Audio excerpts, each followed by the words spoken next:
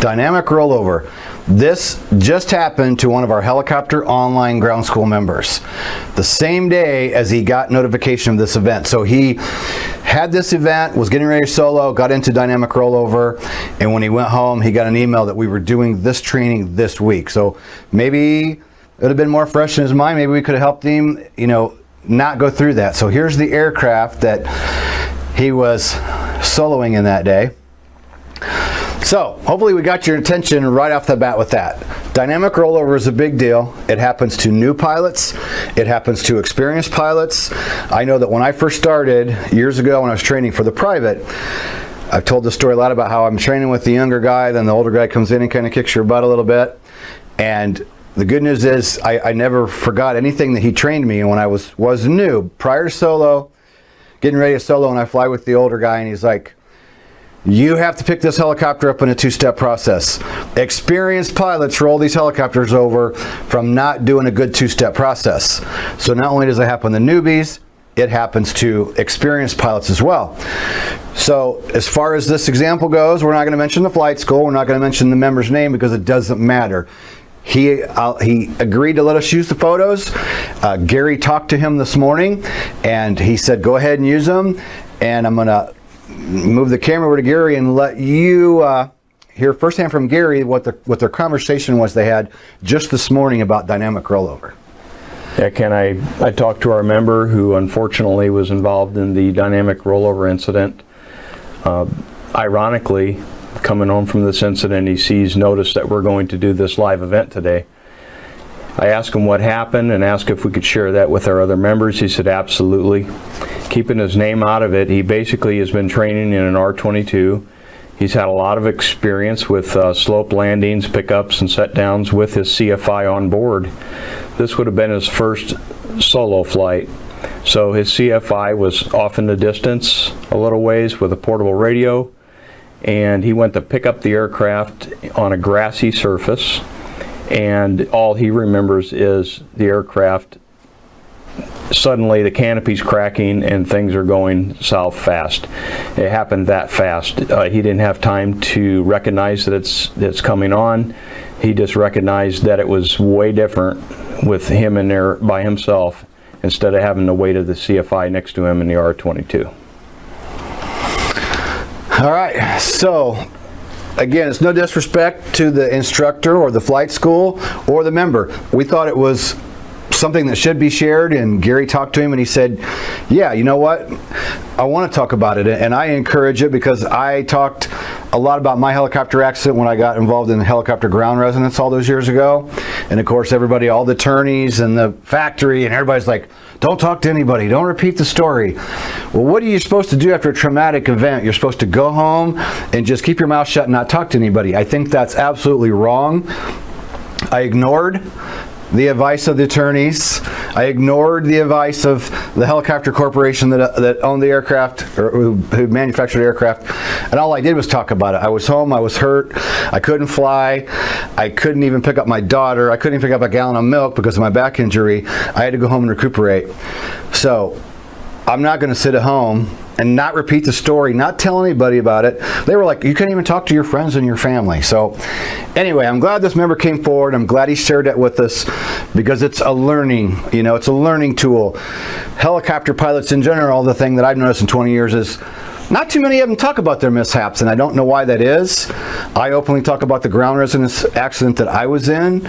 This member wanted to share his unfortunate incident. He walked away, he was okay, but here's an example.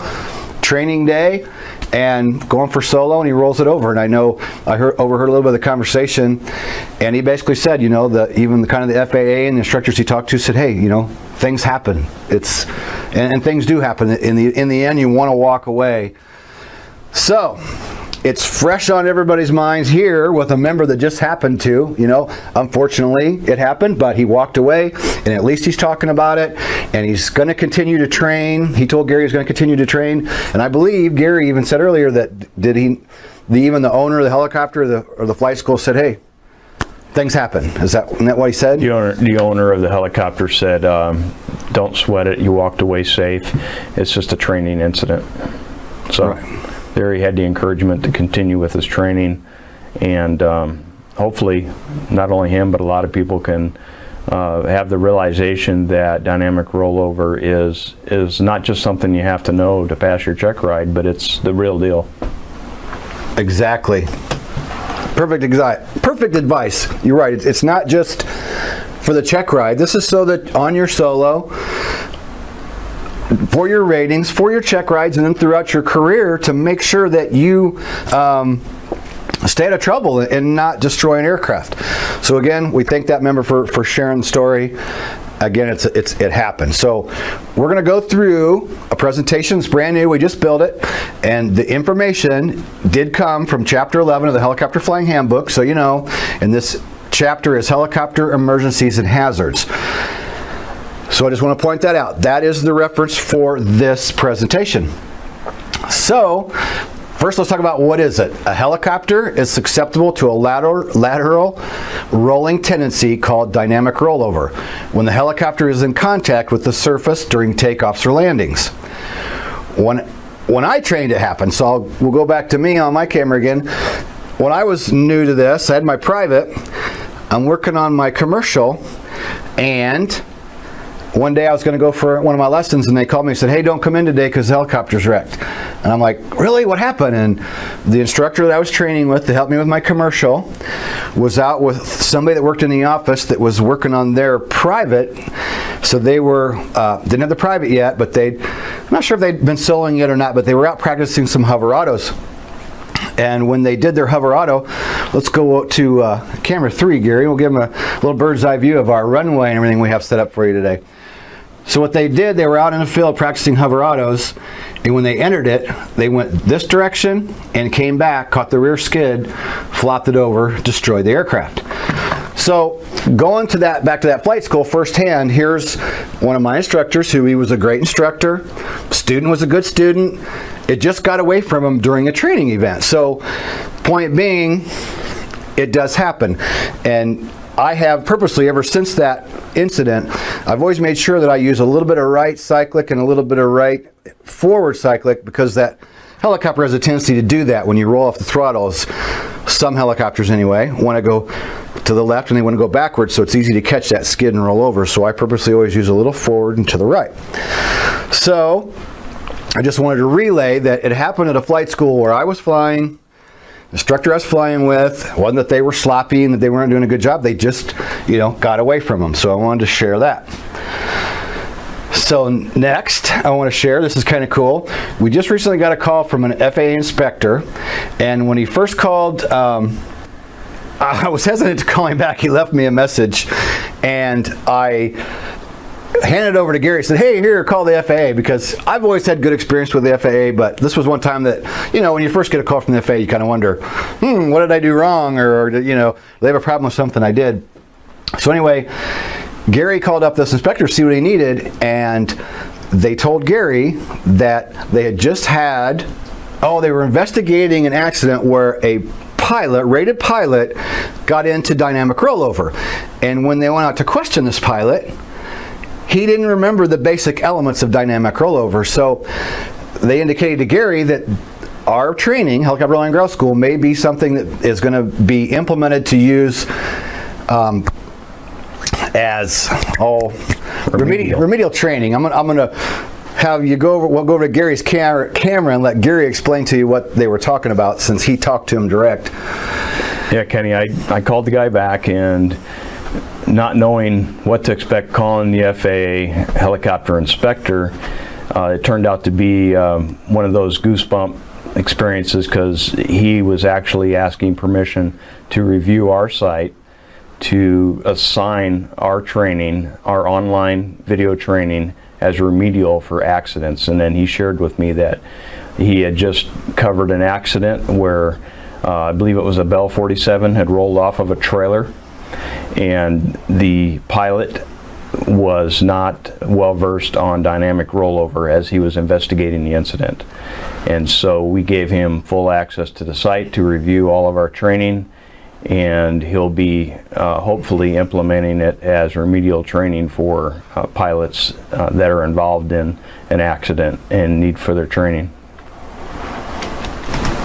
Awesome. So that's exciting. That's why I turned it over to Gary, let him explain to you.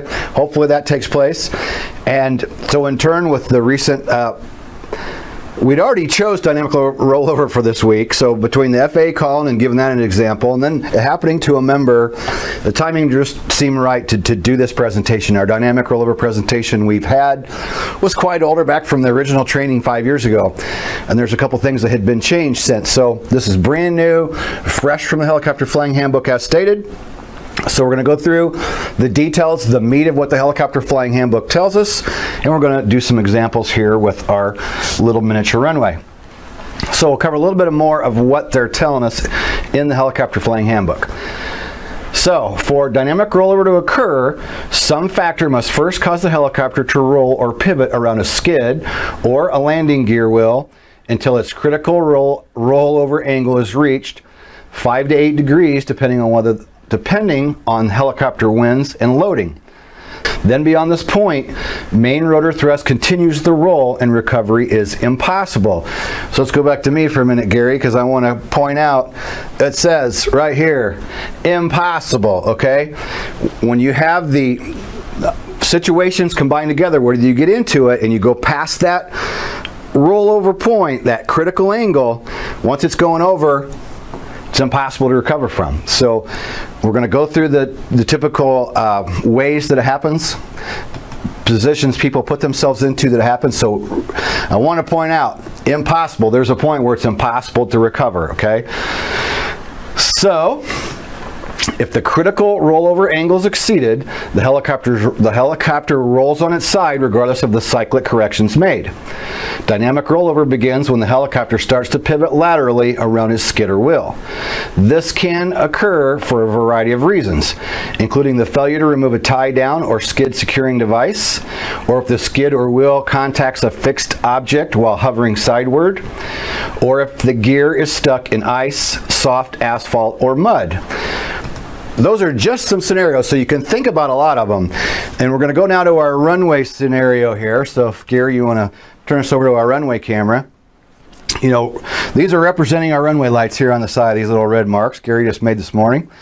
So anytime you're around an airport environment, whether you're hovering down the runway, or let's say this is a taxiway, or you're moving along the edge of a ramp, taxiway lights are a big one. You always want to be thinking about that, because if you're hovering around and you catch that taxiway light, very quickly that could turn into a dynamic rollover situation. So everything that we just listed, taxiway lights, think about a uneven concrete. Let's say the concrete pad has a hump and the concrete's just raised a quarter or half of an inch, and you slid sideways and caught that concrete, that could be dynamic rollover. So any uneven surface, any obstruction, anything that you could come along with a sideways movement and catch that skid, you got to get that collective down and take that lift away.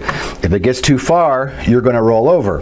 And we're going to stay on this shot here, and we're going to remove one of our taxiway lights. Let's see which way we want to go. We'll use this one here. Let's say when we're practicing slopes, one thing that we always do is we very often do them along the edge of the runway, because our runway here at C65 works out perfect just about anywhere to practice a slope. And I want to point out we never do them more than 5 degrees.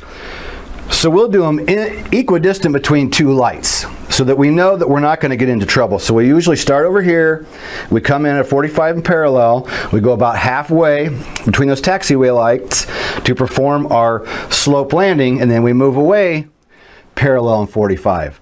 So that way, if you know where they're at, you start about beside a taxiway light. We know if we go about halfway, if we keep our eyes out and keep an eyeball on this taxiway light up here, we know we're about halfway between. We know we're never going to have a problem. And again, I want to emphasize, when we're training, we never do a slope more than 5 degrees. So I'm going to pull up a slope landing here for you, and this will come up again in the presentation coming from the Helicopter Flying Handbook, but I just want to demonstrate here a little more for you before we get to it, and we can always come back to this. So there's going to be several things that we're going to point out during this presentation.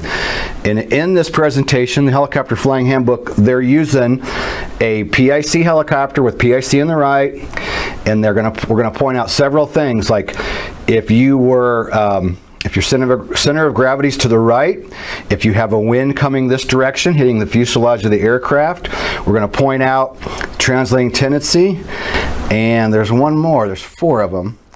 I'm trying to think of the other one. You remember the other one, Gary? Left pedal. Go ahead and put your questions in now, and we'll get to those in just a little bit.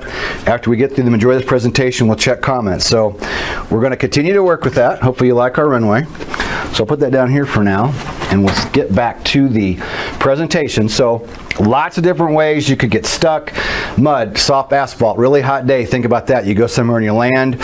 One skid sinks in, one skid doesn't. You go to pick up, and the helicopter flops over on its side. So you got to think about all these different scenarios of how it could happen. Dynamic rollover may also occur if you use an improper landing or takeoff technique or while performing slope operations. Whatever the cause, if the gear or skid becomes a pivot point, dynamic rollover is possible if not using the proper corrective technique. Once started, dynamic rollover cannot be stopped by application of opposite cyclic control alone. Quickly reducing collective pitch is the most effective way to stop dynamic rollover from developing. Dynamic rollover can occur with any type of landing gear and all types of rotor systems. Okay, so we'll go back to camera 1. I just want to reiterate that, oh man, I just had a thought there and now I've lost it. Let me go back through my presentation here real quick. What was I thinking? Oh, I know what I was going to say. One time, and this was kind of a joke from the examiner, but during a check ride, he just threw in, he said, well, hey, there's a new way to get into, there's a new way to recover from dynamic rollover. It's a 3-step process. Ever heard of it? And of course the student's like, no, because I had said, hey, there's only one thing you can do. It's down collective. And the examiner said, down collective, down collective, down collective. And then we laughed and joked because he was making the point. There really isn't anything else you can do. And people will say, oh, but if it's starting to go, I can put the cyclic back and I can try to... No. If you're on the verge of dynamic rollover, collective down to take away that lift and get it back down. You could move the cyclic, but the cyclic's not what's going to stop it. You need to go down collective to stop that rollover before you get past that critical point. All right, so there's several conditions, critical conditions, certain conditions. Whoops, let me go back. Getting off on my thing here. Critical conditions, certain conditions reduce the critical rollover angle, thus increasing the possibility for dynamic rollover and reducing the chance for recovery. The rate of rolling motion is also a consideration because as the roll rate increases, there is a reduction of the critical rollover angle at which recovery is still possible. Other critical conditions include operating at high gross weights with thrust approximately equal to the weight. Refer to figure 11.7. The following conditions are most critical for helicopters with counterclockwise rotor rotation. So we're going to go to those now. We mentioned those just a little bit ago. So this is figure 11.7 in the rotorcraft flying helicopter flying handbook. Number 1, right skid or landing or wheel down, since translating tendency adds to the rollover force. So you can see in this diagram, the right hand skid is down. So you got to think about that translating tendency pushing against that tail boom, because we know thrust goes against the tail boom, not away from the tail boom, but against the tail boom. Number 2, right lateral center of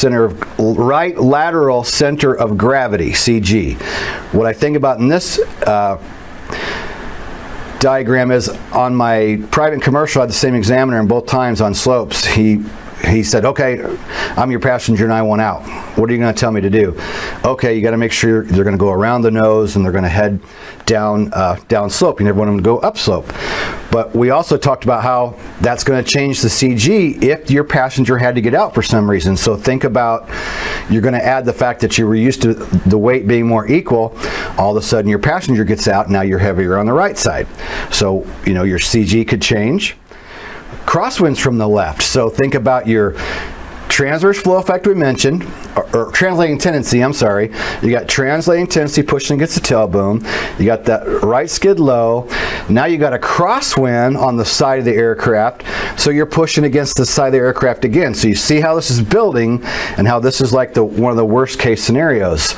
And then left yaw inputs, because you're putting a left yaw input, then you're also going to be putting more stress on the tail boom on the side. You need to be aware of cyclic trim. When maneuvering with one skid or wheel on the ground, care must be taken to keep the helicopter cyclic control carefully adjusted. So what we want to mention there is, if, like say in the Instrum, you know, we've occasionally, from time to time, have had maybe a control stick on the cyclic, on the trim hat. So whether you're in a Schweitzer, an Instrum, or whatever, be aware that if you had a lot of trim in there, that could cause you problems on a slope if it was too much and you were trying to force it back the other way, and maybe you had a trim failure and you were close to the ground. So I would just keep in mind that be very careful with trim when you're close to the ground, doing a slope landing, anything along that lines. So we'll go back over to, we'll go back over there. Normal takeoffs and landings. Dynamic rollover is possible even during normal takeoffs and landings on relatively level ground. If one wheel or skid is on the ground and thrust is approximately equal to the weight of the helicopter, you could get into dynamic rollover. And I want to mention in this one, there's a video I recently saw on Facebook, and most of you have probably seen it. I think it's like a Bell 407 or something, and the guy comes up in a big hurry and he takes off and he's doing something like this, and he just catches that ground and it rolls him right on over because it was, as far as I'm concerned, it was sloppy. The way he would have picked up, done a nice turn, and took off like he was supposed to, he'd have been fine, but he did one of those fancy, just put passengers on, pick up and go. He starts going like this, catches, rolls it on over to the side. And I also want to mention the rotorway video. There's a rotorway video on YouTube. Probably most of you have seen it. If not, I encourage you to go see it, because I remember when I first started training, this was popular and we were all watching it. I have it in our old presentation. I put it in there inside the site, and I thought versus, you know, putting that in here, you can easily find that video on YouTube. Rotorway rollover, or rollover rotorway. It's about a 26-second video, and it's one of the best, hate to say best, you never want anything bad to happen to anybody, but it just shows you visually somebody in a rotorway who gets close to the ground and he's indecisive, and he gets down there and you see that pivot point where he gets it, and it's right on the verge where he could have saved it, and instead of going down collective, it goes on over. So if you want to see a video of how it happens in a small training aircraft, I would highly suggest that rollover rotorway video. Just Google it. It comes right up page 1. We just tried it before going live with this presentation. Gary and I both checked from different devices, and it came up number 1 in Google. So rollover rotorway, or vice versa. Okay, so we'll get back to, we've already covered slope takeoffs and landings, but we're going to hit it one more time. During slope operations, excessive application of cyclic control into the slope, together with excessive collective pitch control, can result in the downslope skid or landing wheel rising sufficiently to exceed lateral cyclic control limits, and an upslope rolling motion can occur. Let's go to that for a minute. We didn't actually cover that. We covered the other scenario. So basically what they're saying there, if you think about it, what they just said, we're always worried about dynamic rollover this way. You could actually have a dynamic rollover going upslope without using the proper technique, and you had too much cyclic in there, boom, you could go over this way. Especially if you had some sideways movement and you hit and you had too much cyclic in there, and boom. So not only can you roll over downslope, you can also get in a situation where you can roll upslope. So this is why we always use the two-step process. Whether you're on nice level flat ground, two-step process to lift the aircraft. Get it light in the skids, pause, neutralize, and when you're ready, you gently lift up. Same thing with a slope. You're going to bring that skid up nice and slow and get it level. Pause just for a second and then bring it up nice like that. So as you're coming up with that skid, you're bringing that cyclic to center. You're getting the aircraft basically parallel with the rotor system, and then you're going to come straight up. So not only can you go roll down slope, you can also roll up slope. So keep that in mind. And we will get back over here. Use of collective. The collective is more effective in controlling the rolling motion than lateral cyclic because it reduces the main rotor thrust. Before we, let's see, anything you want to add to that, Gary, while we're rolling? We're going to go to some precautions next before we finish up and start taking questions from everybody that's here live. Anything you want to add real quick? The only thing, Kenny, I could point out is some people get confused about when you're doing your pickup on the slope, the leveling of the rotor system with the horizon. Maybe you could help people to understand what they're talking about in the helicopter flying handbook about that. Yeah, I know what you're saying there. What I said maybe didn't quite make sense. I was trying to spit out the words. Basically, before you go to lift back up on the slope, you're going to make the tip path plane parallel with the horizon. And then as you start bringing the skid up, you're also going to get the fuselage basically horizontal, where it matches the rotor system before you come up. Does that make more sense? Is that explaining it better, or is that still confusing? So what you're saying is the cyclic will become neutral as you lift the skid. Right, you're going to be neutral on the ground. You're going to go left cyclic to level the tip path plane. Then as you're bringing that skid up, you're going to level the aircraft. So then you'll be level and you'll be back to neutral on the cyclic. As you're coming up, you're moving the cyclic back to neutral as the fuselage is coming up like this. Yes. And then straight up. That helps me to understand when you say it that way. All right. So if I confuse anybody else out there, put your comments in there, and Courtney will have them ready for us here in just a minute, because we're just about to the end, and then we'll start taking questions. So we want to go through precautions, okay? There's 12 of these, and they come right straight smack dab out of the helicopter flying handbook. So if they took the time to put them in there, they're telling you this is how you can help yourself avoid these. Number 1, always practice hovering auto rotations into the wind, and be wary when the wind is gusty or greater than 10 knots. Great advice. I never do them when they're real windy. I mean, a little bit of wind is good, but too much wind could be a problem. Use extreme caution when hovering close to fences, sprinklers, bushes, runway, taxi lights. We went through that a little bit ago. There's a number of things: mud, frozen ground, the list goes on and on, humped up in the concrete. Anything that's protruding up, anything that's an obstacle of any kind, even if it's a half of an inch, could be enough to catch that skid. Number 3, always use the two-step liftoff. I told you the story about I got spanked as a student pilot, and I don't even mind saying his name, Adrian. One of the cool things about Adrian was he taught me so many things that I'm still using to this day that have really helped me with my career. So as much as I was intimidated to fly with Adrian, I never forgot anything that he taught me, and he taught me some really good stuff. Number 4, hover high enough to have adequate skid or landing wheel clearance. So we all know they say 3 to 5 feet for a good hover. Maybe you need a little more than 3 to 5 feet if you've got some obstacles on the ground. So this is kind of use a little bit of common sense. If the ground's uneven, you have a lot of obstacles, you might need to higher than you normally would. Number 5, remember that when the wind is coming up from the upslope direction, less lateral cyclic control is available. Number 6, avoid tailwind conditions when conducting slope operations. I can tell you, we never do slopes downwind. If I've ever done it downwind, it's because I did it by accident and I misjudged the wind. I never trained with doing slopes downwind or with a tailwind. I don't do anything with a tailwind other than sometimes practice a pick up and sit down with the wind behind you, because there's once in a while there's a good reason to do that, but most of the time you don't want to do that. Let me go back. Let's go to camera 1 just so I can elaborate on what I was talking about. Where to hide the helicopter.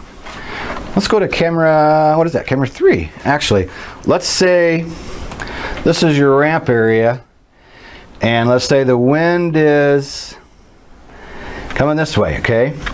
But there's a group of people over here too. So, am I telling the story right? What I'm getting at is, okay, let's say wind is this way. There's a group of people here. You go to sit down. I would sit down in that instance with the tailwind. I don't want a group of people over here watching me come up with a tailwind and then turn just so that I can land back into the wind. Then I can't see any of these people approaching that tail rotor. I don't know what's going on. So this is the one time that I would sit down with the wind behind me, is if I had a group of people and I wanted to be very careful. I didn't want anybody approaching the aircraft. That's the only time I could think that I really do anything downwind, other than maybe a hover taxi. We do practice hovering square patterns on a ramp where we teach people how to control the helicopter. This is a great way to hone your skills going around a square pattern. In each corner we pick up and do a set down. When you're doing that, okay, we're doing a little bit of tailwind because we're teaching them how to do it with tailwind, crosswind, off the nose. That's the other time that I might sit down with the wind behind me. Other than that, that's the only time that I can think of that I do anything with a tailwind. You want to add to that, Gary? Yeah, Kenny, just when you're talking about set down, pick up, people from all different experience levels, my question would be, if I was inexperienced, it would be the difference between an approach and a set down. You would never do an approach with a tailwind just because there's people out in front of you. Yes. Go ahead and go back to me because I'll elaborate on this, because I've even had gurus argue with me on this. I did a video once and I was talking about the Robinson safety notice, never to do takeoff and landings downwind. And so I do this presentation and make a video following the safety notice, and I put it online on LinkedIn or something, and I had a couple big time gurus got on there and argued with me. Oh, we teach those in the Navy, and I used to land from 16 to 18 knots on Navy carriers and blah blah blah. Well, that's fine in the Navy if that's what you have to do to properly land on an aircraft carrier. Okay, that's fine. We're talking about the training environment.